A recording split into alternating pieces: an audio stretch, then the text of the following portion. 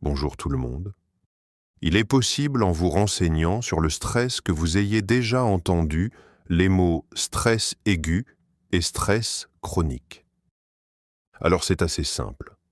Comme je vous l'ai expliqué dans le premier podcast, le stress est de base une réponse de l'organisme face à une situation de menace ou de danger.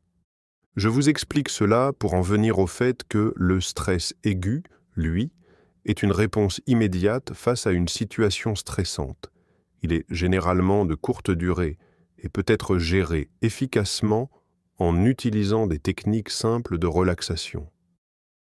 Le stress chronique, quant à lui, survient lorsque le stress est présent sur une période prolongée, souvent en raison d'une exposition continue à des situations stressantes. Voilà pourquoi ce type de stress peut être très dommageable pour la santé physique et mentale.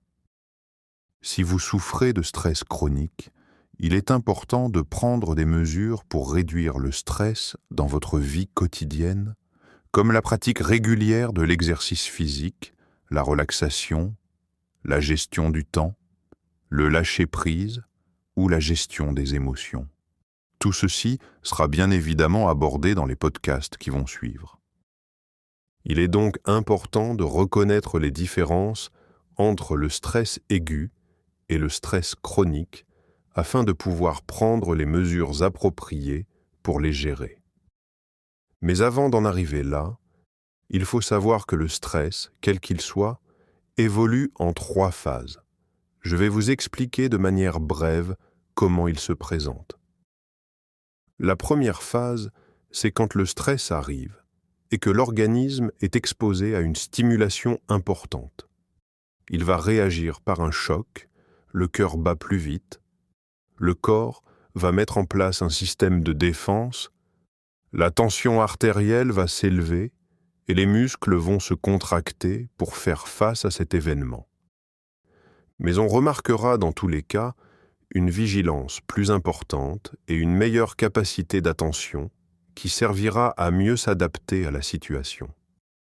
Cette première phase est la réaction d'alarme. La deuxième phase, c'est la phase de résistance. Elle va arriver si le stress est présent assez longtemps et donc de manière permanente chez une personne. Le corps sera alors sous tension, on se sentira énervé, surchargé, irritable et on risque de ruminer le soir avant de dormir. La troisième phase, c'est quand notre organisme n'a plus les moyens de s'adapter. Il va donc rentrer dans la phase d'épuisement. On a besoin de médicaments pour arrêter de penser, pour dormir, on s'éloigne de tout le monde, on se met en arrêt maladie pour dépression. Vous l'aurez compris, si ce n'est pas encore le cas, il ne faut surtout, mais surtout, ne pas arriver à cette troisième phase, car c'est à partir d'ici que certaines maladies peuvent apparaître. Pourquoi ? Car votre corps n'a plus d'énergie, et donc par conséquent, votre système immunitaire sera affaibli. Si vous êtes déjà dans cette troisième phase, ne vous inquiétez pas, mais le processus sera un peu plus long pour aller mieux. Il est important de préciser que si certains stresseurs très importants surviennent, il sera plus compliqué de ne pas entrer dans cette troisième phase. J'aimerais vous préciser quelque chose d'essentiel que vous devez savoir. Le stress provoque des maladies comme le diabète, un ulcère à l'estomac, la maladie de Crohn, la fibromyalgie, des migraines, des troubles alimentaires, de l'anorexie, des troubles du sommeil et aussi de forts problèmes de confiance en soi. Tout ceci va vous amener dans une spirale infernale où vous allez vous dire que jamais vous n'arriverez à vous en sortir. Mais je vous assure qu'il est tout à fait possible d'aller mieux. Ne vous inquiétez pas, c'est l'objectif de cette plateforme. Mais il faudra certainement un peu de temps pour vous familiariser à tout ce que vous allez apprendre, mais surtout, ne vous découragez jamais. La vie est semée d'embûches. Ce ne sont que des opportunités pour grandir davantage.